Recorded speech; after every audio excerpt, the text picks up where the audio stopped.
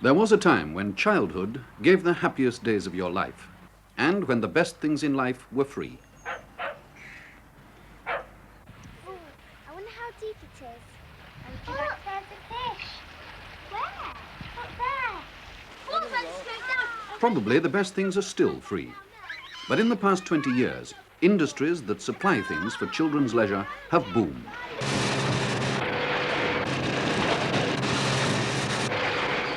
Today, they employ hundreds of thousands of people and turn over hundreds of millions of pounds. Children between 5 and 15 now spend £125 million a year in pocket money. And far the biggest share, nearly a fifth, goes straight into the confectionery shop. Every year, little fists hand £24 million across the counter for sweets and ice cream. The runner-up in the competition for pocket money comes a long way behind. Comics and magazines, on which children spend £7 million a year. But pocket money is only a fraction of what's spent for children's pleasure. On toys, for instance, children spend a mere £6 million. Adults chip in a further £190 million. The total amount spent on children's leisure pursuits is in fact incalculable. A fifth of the whole population of Britain are children, 10 million of them. And the child has become, in the jargon of the business world, a major consumer.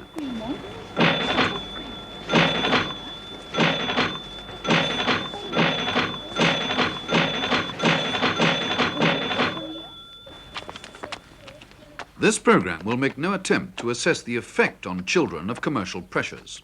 Its purpose is to show economic developments inside three main industries which serve the children's leisure market: toys, books, and television. You can depend on me, 'cause I'm your friend.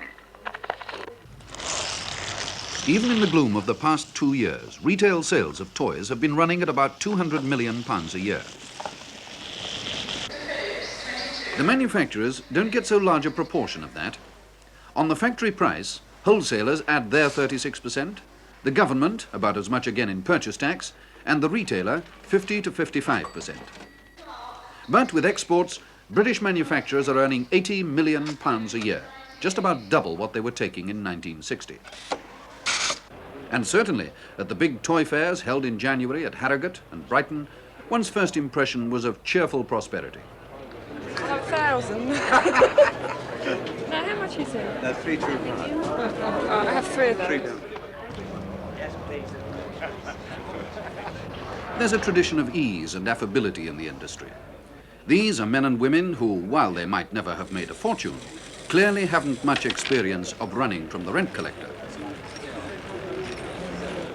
The industry is made up, for the main part, of many rather small firms, 500 or 600 perhaps. It's charming. Well, you can imagine Mr. Golden with this in his barn.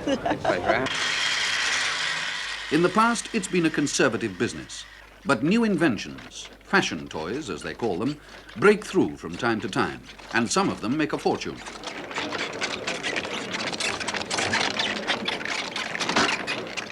The Dennis Fisher Group did it with Spirograph. In 5 years, it sold 20 million sets and increased its annual turnover from £30,000 to more than 2 million. Stop shortly. This time, Bluebell were confident they were onto a winner, a doll with a beating heart. Norman Stevens. We've had to be very careful about Miss Happy Heart because it is a very valuable property. And as a security situation, and I emphasise that we don't leave these things lying around for obvious reasons, we have put it into the bank every night, and when it does leave our possession, under other circumstances, we do have a professional security guard guarding it.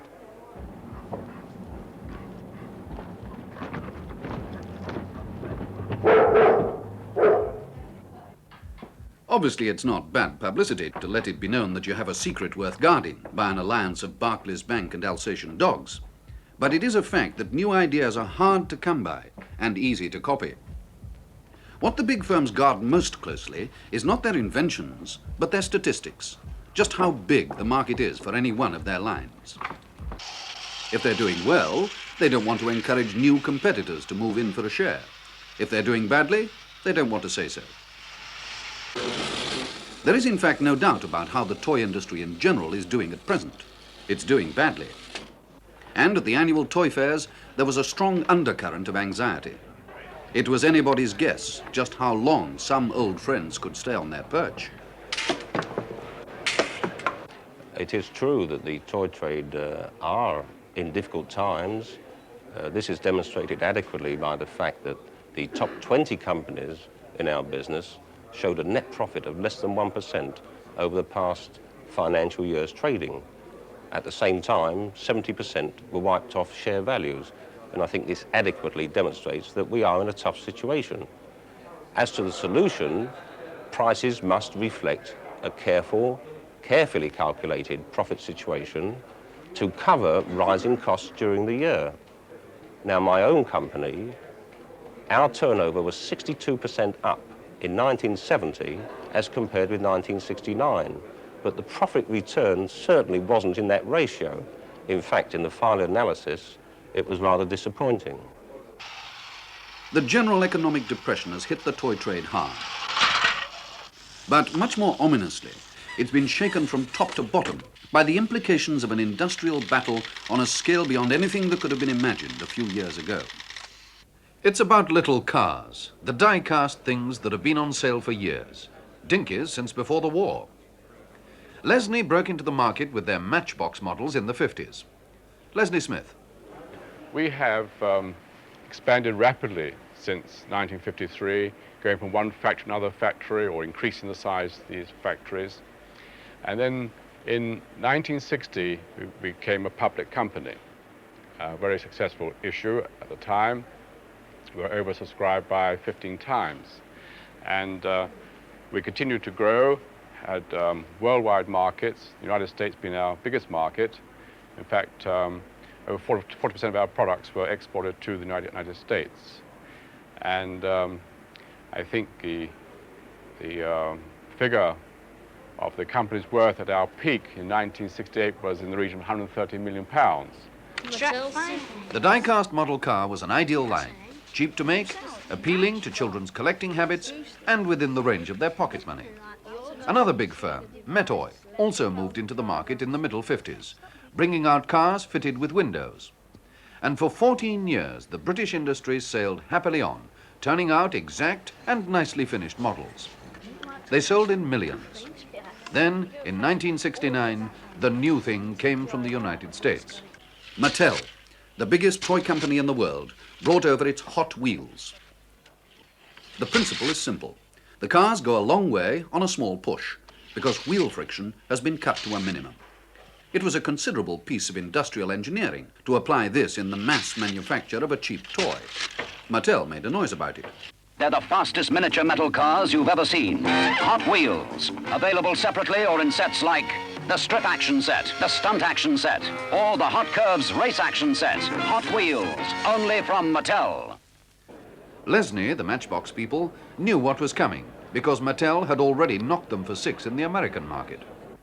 We were not ready for it when it came, unfortunately, but directly we began to see that the fashion was changing.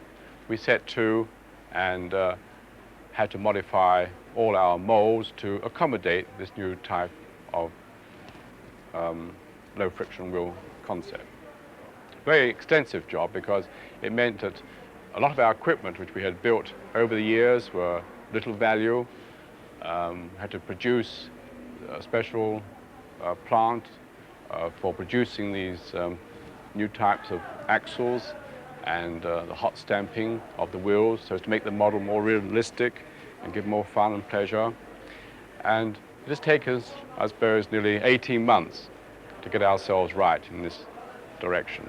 And now we're ready to tackle, once again with confidence, the world markets which we feel rightly belong to us. So Lesney and Metoy and their American rival Mattel spent hundreds of thousands in a frantic model car race.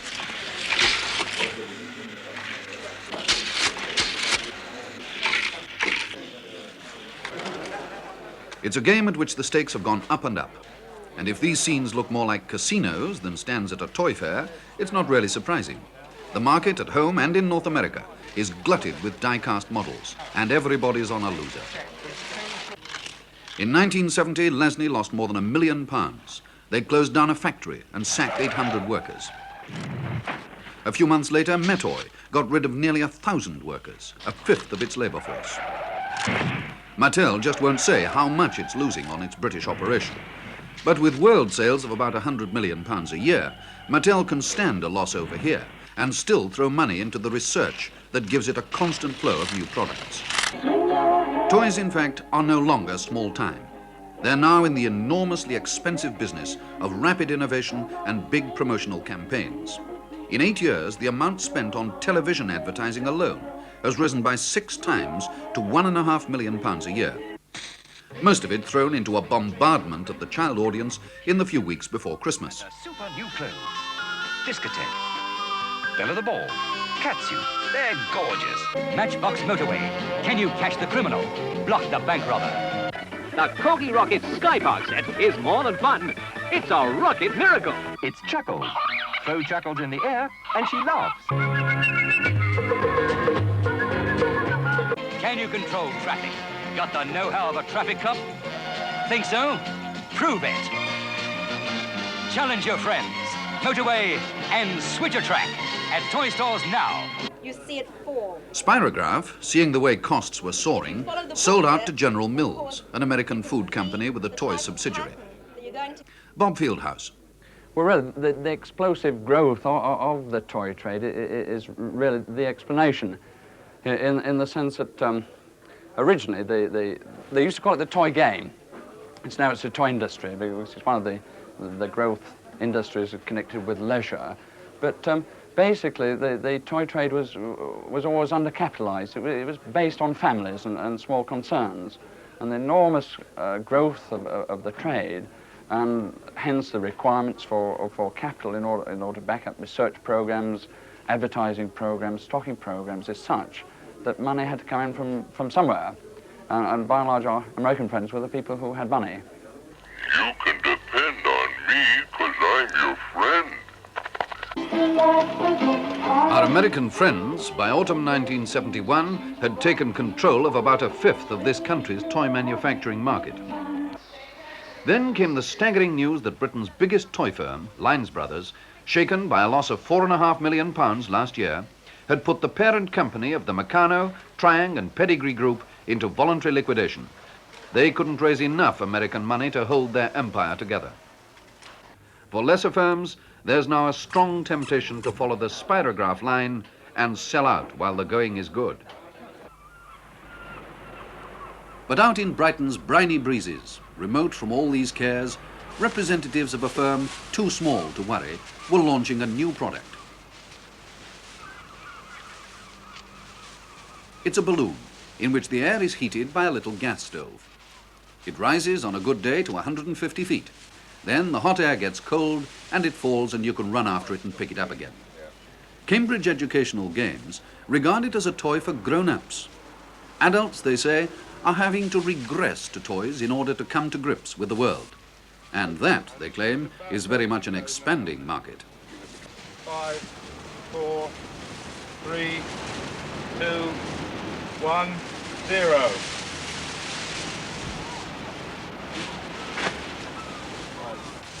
At present, the toy trade in general badly needs the therapeutic properties of the hot oom. But despite all, one man was keeping his pecker up with an abiding precept. Miss Happy Heart's promoter, Norman Stevens.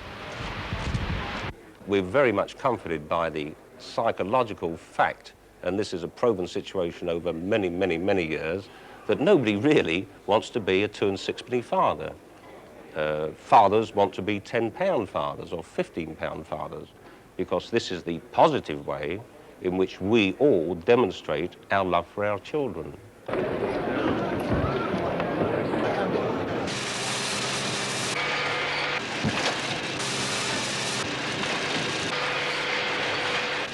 Children's books. Their making is a major part of the publishing industry, employing thousands of people and earning millions of pounds. There are 2 kinds of bestsellers: textbooks and those endless series for young children whose lovable characters get made into toys and used in advertising. We'll return to character merchandising when we come to look at television, which is now its real heart. Straight children's fiction, books written for older children, is still big business. More than 1,700 new titles are published every year, and a child's book will normally go on selling for much longer than an adult novel, as new batches of customers grow to the right reading age. But it's doubtful whether half a dozen people can earn a living as children's authors, and it's a long haul. Tolly, come on. Leon Garfield, chairman of the children's branch of the Authors Society, now enjoys the leisure and the pleasure of an author's life. But it took more than 12 years doing a regular job in a hospital and plugging away at his writing in his spare time. Most children's authors do well to earn £300 a year. What keeps them at it? The writers, including myself, who concentrate on this, are ones who are very much concerned with problems, not so much in childhood, but in early adolescence. That, well, after all, very few people are fully grown up. Most of them have left problems on the way and perhaps forgotten them. Those of us who write this sort of book are the ones who haven't forgotten them and who are still, for better or worse, trying to work them out. Alan Garner uses not only the psychological situations of his childhood, but also the physical locations. He earned about £8,000 last year, but through years of penury, he's never seriously considered any other job. I started to write for children because at the age of 21, when I made the big decision in capital letters, I felt that I couldn't write for people older than myself.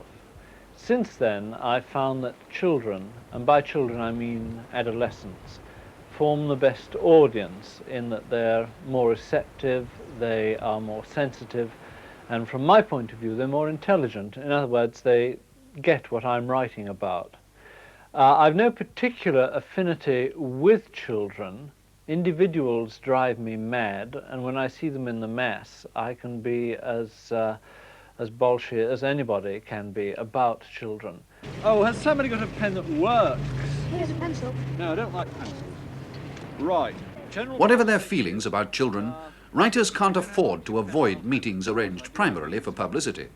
Now, why do you want me to sign these things? Come on, why do you want these things signed? What difference does it make? Hardback books are not usually sold to children. Some are bought as presents by adults. But by far the greatest proportion, about 80%, is bought by public and school libraries, which spend about £2.5 million a year. It's a sore point with the industry that libraries not only get books at a discount, but pay no more however many times a copy is lent out. And to add to the gloom, the market for specifically children's books has been contracting through the 60s.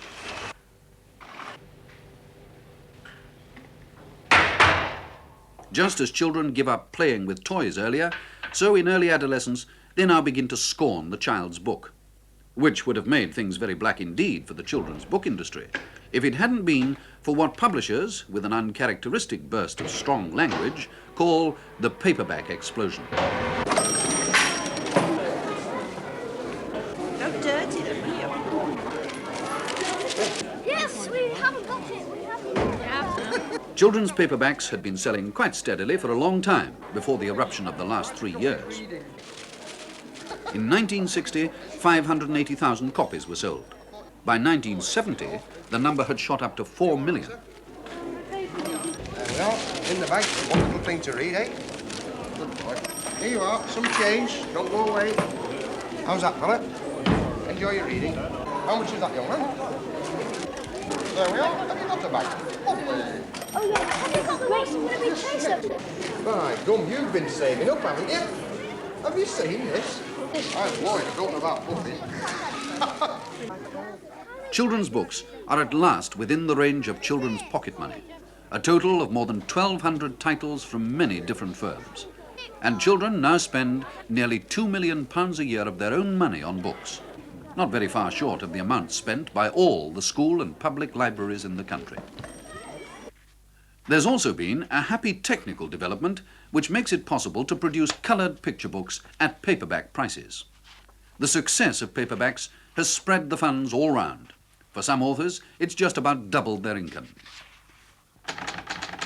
But the job itself isn't as simple as it used to be. An author is tempted by a number of secondary considerations, not least the possibility of becoming a set piece in schools.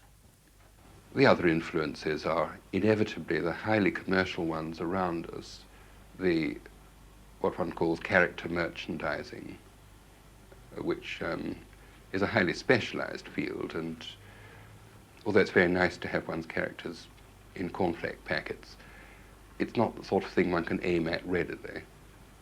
The other influence, and a major one, of course, is television. This is quite incalculable.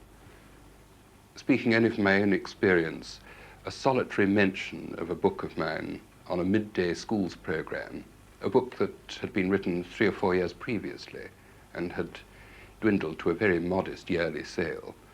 Suddenly it sold 1,500 copies in hardback during that month, to the astonishment of the publishers, who were totally unprepared for it. Television has a more direct influence than the passing mention of a book. No professional writer can afford to work without half an eye on the possibility of getting his work on the screen.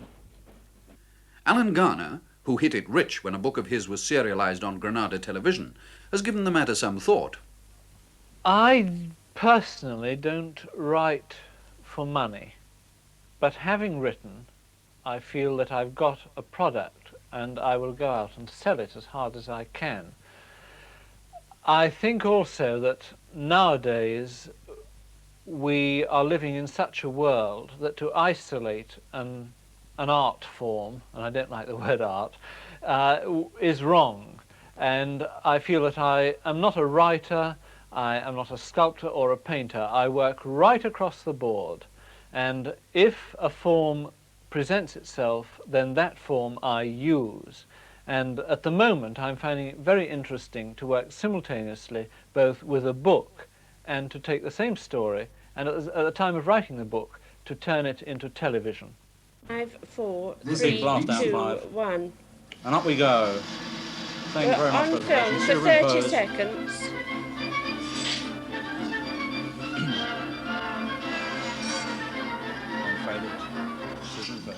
Television is the newest and the biggest industry serving children's leisure. It's about a whole load of extra spoons and forks which arrived recently at our collection depot. They'd been held up because of the postal strike. Of the programmes specifically made for children, Blue Peter is the best known. Its editions, 2 a week in the late afternoon, are watched in winter by the greater part of the child population and a fair number of adults. Chains. And it actually is a bit dangerous because all the corners here... Like most BBC programmes, it's done in a studio and under the direct control of BBC staff. The editor, Biddy Bagster. Right from the very beginning, we wanted to produce a programme that really involved viewers at home, so that they weren't sitting there like cabbages and letting the programme swill over them, but we left them with something to do afterwards. And I think there is proof that the children are involved, because apart from the viewing figures, which are very high, we do have 3,000 letters a week mostly from children, and many of these contain extremely useful ideas for the programme, which are incorporated into the Monday and Thursday editions. We had a letter the other day from a little boy, aged 10, who gave us detailed plans of transforming his teddy bear into a footballer. And I don't think he'd have gone to all that trouble if he hadn't been proud of his idea, and he hadn't felt that we would make use of it on the programme, which indeed we will. The impact Blue Peter makes on its audience was forcibly brought home to Edward Barnes, assistant head of children's programmes, when he made a film of a vintage car run to Brighton several years ago, of which this is a repeat performance. Blue Peter's viewers had been asked to come out and wave along the route. We expected, I suppose, a fair response to this. I thought we'd get about maybe 100 children turning out if we were lucky. They lined the route the whole way from Hyde Park to Palace Pier. They were 4 and 5 deep of hundreds and hundreds and hundreds of children. And then when we arrived at the Palace Pier for the finish, it really was a humbling experience. There were literally thousands and thousands of children.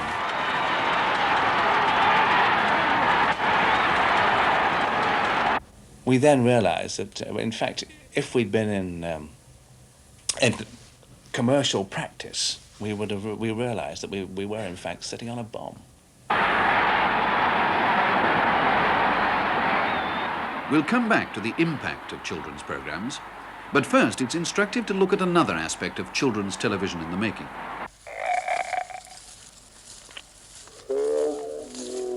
Yes, well, now, it said hello, didn't it? Hello. Now, what does hello look like? Yeah, when it says how do you do Oliver Postgate, on the left, and his collaborator, Peter Firmin, are on the staff of no organisation. They're in business on their own account to make puppet films and sell the showing rights to television organisations in this country and abroad. They moved their families and their equipment into the Kent countryside so they could work outside the clamour of London. So what does a Gladstone bag sound like? Oh, it's on here. Noise. Well, that says what? That says hello. That one says how do you do. It's the second one. It's not what it sounds like that's bothering me, it's what it looks like. Because as it comes out of the Gladstone bag, there's something that's got to appear. Well, it's circles, really, isn't it? Yeah, I mean, holes around, isn't it? Yeah, it's very round, but it's not. It mustn't be words. No. It's a whatever it is that represents the noise.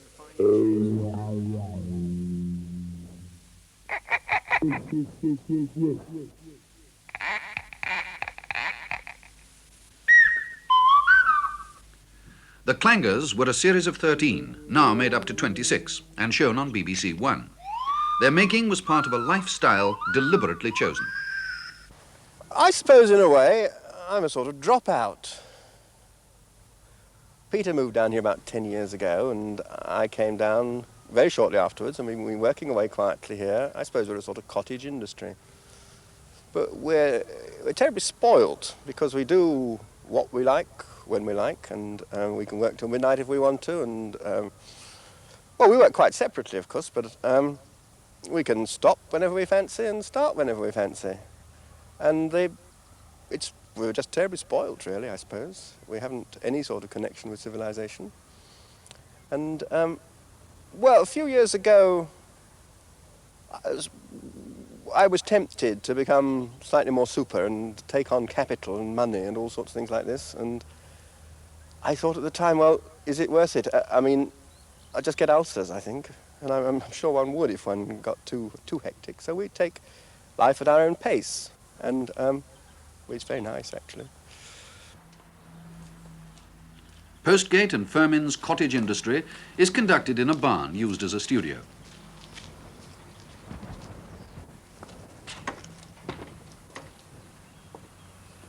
The Clangers are the latest in a line of puppet programmes they've done.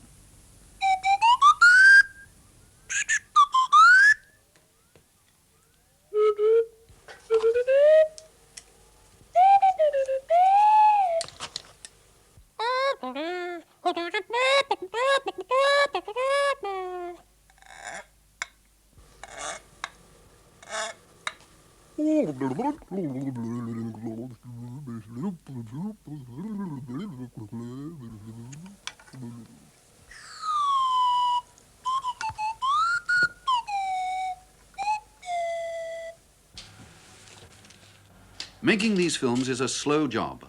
The illusion of continuous movement is created by shifting the puppets bit by bit and taking a picture at each stage. It needs 15,000 pictures to make a 10-minute film. Postgate has had plenty of time to reflect upon his creatures. Yes, I think the thing about the Clangers is really that they're non-violent. They take a gentle attitude towards everything, and they meet the slings and arrows of outrageous fortune, the preposterous things that happen to them, the completely nonsensical things. They meet them all with a consistent courtesy and civility and care, and usually win through. But they're very gentle and live their own lives, and I think they would be very alarmed if they got tangled with our sort of life, the life of earthly civilization. Postgate's clangers were badly alarmed when a visitor from the planet Earth brought them a taste of civilized life.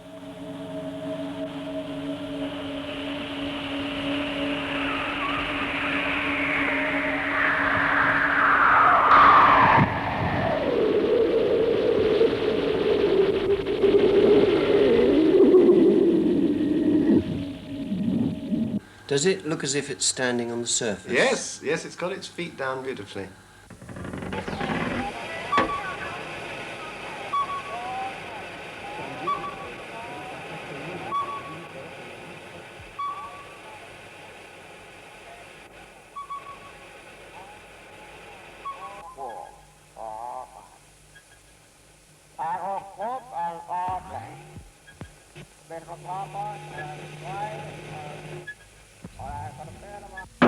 Yes, and saucepan and water. Take them out and have them ready to douse it with. Right, it's underneath. Now, wait a minute. Have you got your match?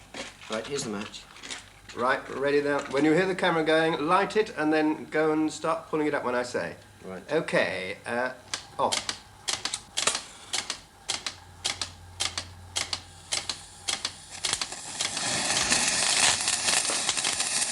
Pull. That's it.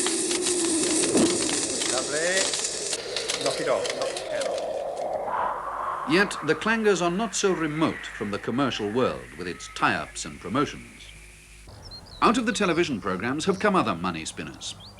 An earlier series, The Pogles, was made as a program for Watch with Mother.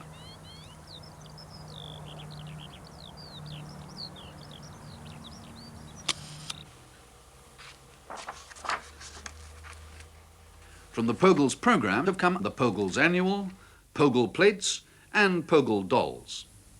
There's a clanger comic strip and clanger jigsaws. There are lots of books of all sorts derived from the programs. There are games. It's what's called character merchandising. Can't. Ootnog. Character merchandising had been done for years, notably with the Disney and Enid Blyton creations. For the BBC, it began with the Daleks in Doctor Who.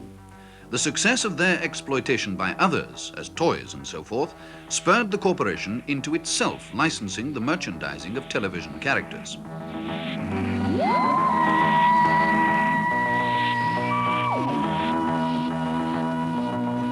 In 1965, Roy Williams was appointed to start an exploitation department in radio and television enterprises. And if this looks very much like where we've been before, it is. Mr. Williams is making his annual round of the toy fairs, and at this point, doing his best for Basil Brush.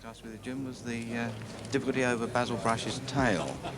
The fact that at the moment, the proposal is that the brush will come out of his collar rather than from the base of his spine. Well, this does present a problem because if we take it right to the base of the spine, it means that the cost of his brush or his tail is going to prove too expensive, and we've got to bring the outfit into a price bracket which is going to sell to ensure success. BBC Enterprises earn about £100,000 a year from the sale of licenses for character merchandise, nearly all of it arising out of children's programs. About 2/3 of the income is passed on to the creators of the characters. The Magic Roundabout sells the most licenses, followed by the Camberwick Green series. Now Peter is going to empty the last pillar box, which is outside the post office. He's taking out his keys and opening the door. Then he puts all the letters in a great big sack and whistles as he marches with his load upon his back.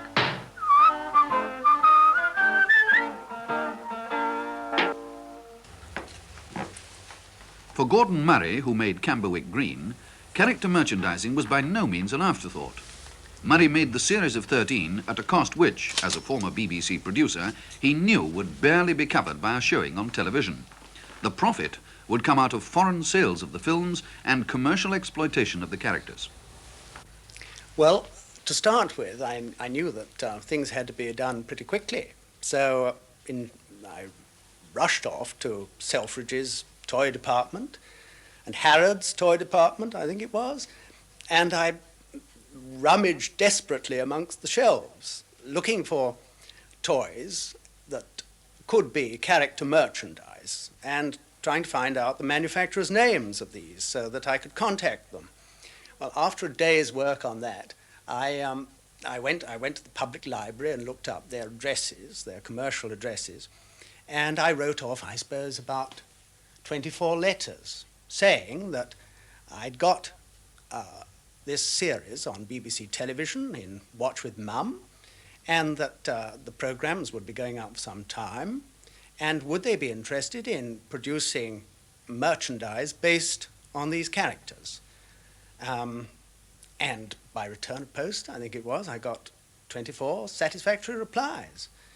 Well, this was very, very good, because this was an absolutely essential part of the operation. The trouble was that I was so busy making films that I hadn't got time to carry on with this marvellous exploitation side of the business. So I thought the only thing to do is to go to the other part of the BBC Enterprises, the other department, and say, look, I'm in a bit of a plight here because I've done rather well on this sort of thing and I want to get the money in. Can we do a deal? And they said, oh, delighted, delighted. Just hand over papers and off we go. And, of course, they did very well. But this was an absolutely essential part of the operation as far as I was concerned.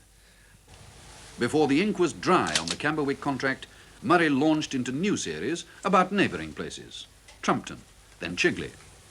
With the merchandising of the characters going so well, it was a happy thought to increase the throng. 3 for Mickey Murphy, 2 for Dr. Mop, 1 for Mr. Honeyman, who keeps the chemist's shop, 2 for Windy Miller, 3 for Captain Snort, and 6 for all the soldier boys who live in Pippin Fort.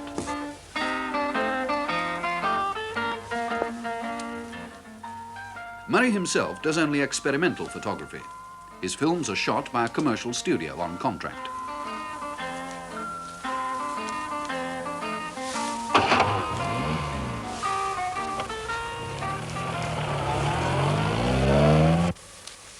Murray designed the puppets with their ping-pong ball heads and keeps them in repair. And he writes the script. He has no office and no employees. But foreign sales and character merchandising have lifted him into the income bracket of the managing directors of big companies. Murray's Watch with Mother characters are now being exploited in more than 40 products, from books to soap, whose manufacturers know the BBC has the option to repeat the programmes at intervals over about 10 years. But the most outstanding commercial success of all in television puppetry has been scored by Sylvia Anderson and her husband Jerry, creators of the many science fiction series first shown by ATV and now known throughout the world. Well, we first started our company about 12 years ago for very eager, very young, very broke film technicians who acquired a telephone, a desk, an office, waited for the phone to ring for the distributor to offer them some fabulous epic like Ben-Hur. But of course it didn't happen, doesn't happen that way. And the only work we got was a puppet series offered to us by an independent producer, and the only reason we got that was because we gave a ridiculously low quote. So we made the series, we ran ourselves into the deck doing it, but it did serve one purpose. We were working, we could eat, and it started us on our puppet career, if you like. So then we determined to make our own independent series and make it bigger and better than anyone else had ever done. And we created 4 Feather Falls, which we made for Granada Television. We converted the ballroom in the country house to a shooting stage. And because 4 Feather Falls seemed to be so successful commercially, we then graduated to an empty warehouse, converted that to a studio, employed technicians, spent thousands of pounds on camera equipment, mortgaged ourselves to the hilt, and we thought we were really away. We prepared our next subject, which I wrote in the form of a book called Supercar, which Granada, for their own reasons, decided not to take up. So here we were, with a television studio around our necks, film technicians, thousands of pounds mortgaged, no work. So we were really down. But rather like the fairy godfather, Sir Lou Grade, or Lou Grade as he was then, came along and took up Supercar, and we started making puppet series for ATV, and indeed we have never stopped. Thunderbirds is the best known of all the series the Andersons have made, a total of more than 400 films. From Thunderbirds alone, character merchandising in 1 year reached a retail value of about £3 million in Britain, and it flourished in other countries where the series was shown, from Japan to the United States. The Andersons were in the big time on an international scale, and it was no accident that many of their characters spoke with American accents. There are two reasons. The first one is financial, is because our programs sold to America and went on the American networks, and this was quite unique at this time. And in order to do this, we had to have the characters Americanized, if you like, and speaking so that the American public would understand them, because this was before the British accent was the in thing, because people in the sticks in America, they wouldn't understand at all. So our characters were geared for them. And they coined the phrase kidult for our programs, which is a combination of kid and adult, because so many dads watched to see technically how it was done. So we needed that money, the American money, for our programs. Although they were backed by ATV, we needed the American sale in order to make the sophisticated programs in the puppetry world that I believe we made, particularly in science fiction, special effects and so on. Now the second reason is a creative one, is that in the early 60s, the British boffin was not a terribly glamorous character, not the way he is today. You had the British lawyer, the British doctor, rather stuffy. I don't really think the stuff that TV puppet heroes are made of.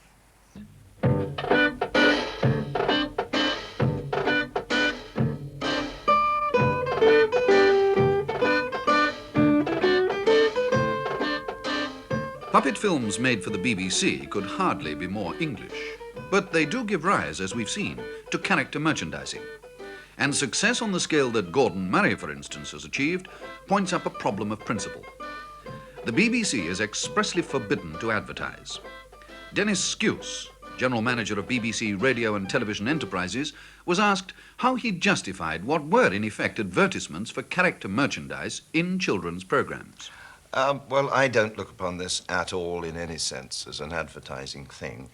The fact of the matter is that merchandising comes from series which are put on the screen because they are good series for children in their own right. Monica Sims, who's the head of our children's department, will have an idea from a producer built round puppets or a set of puppets or whatever.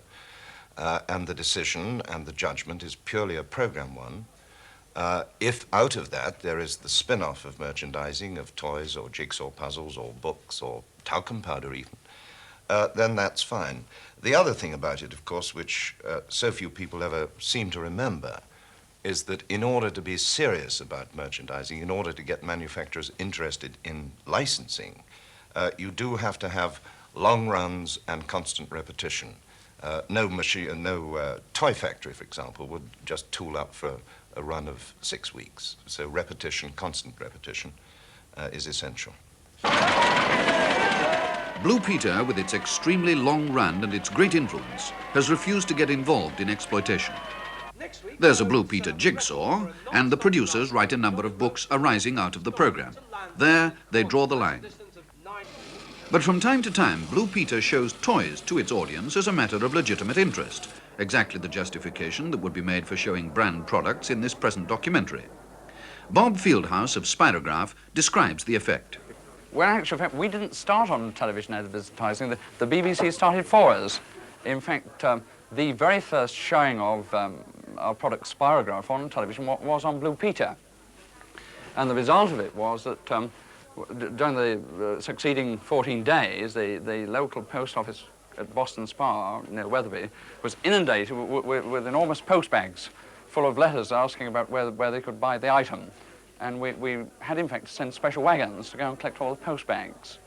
And, of course, this did in fact give us an inkling as to what we ourselves could do with paid television advertising, and which we went on to do with enormous success, put the company on the map.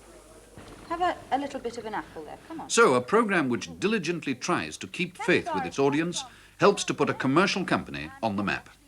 Programmes shown on their merit and for their proved delight to young children serve to promote commercial products of many kinds. Defending character merchandising, Dennis Skuse of BBC Enterprises said this. Well, the fact of the matter is that we don't live in a vacuum. The BBC, that is, doesn't live in a vacuum. We live in a highly commercial world. We are committed, inevitably, to some form of commercialism because, frankly, the BBC needs the money. If we didn't do the merchandising, then somebody else would.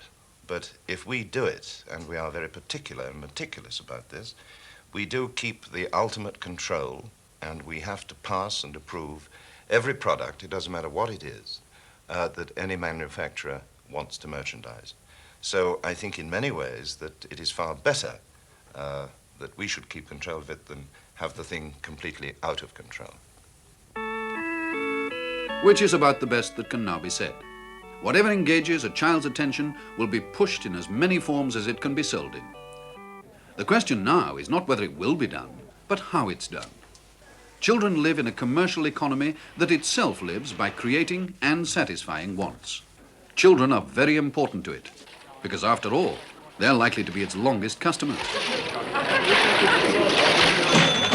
There were, and in some places, there were 4 and 5 deep of hundreds and hundreds and hundreds of children.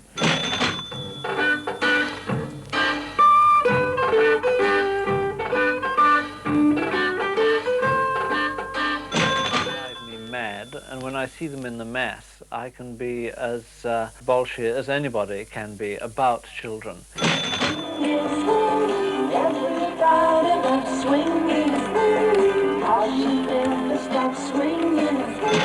Many years, but nobody really wants to be a 2 and 6penny father. Fathers want to be £10 fathers or £15 fathers. We're not going to make it.